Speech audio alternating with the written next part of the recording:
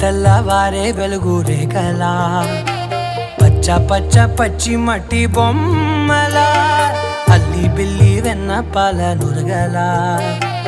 అచ్చ తెలుగు ఇంటి పూల కొమ్మలా దేవదేవుడే పంపగ ఇలా దేవతే మా ఇంట అడుగే పెట్టెనంట బ్రహ్మ కళ్ళలో కాంతులే మా అమ్మలా మా కోసం మళ్ళీ లాలి పాడేనంట.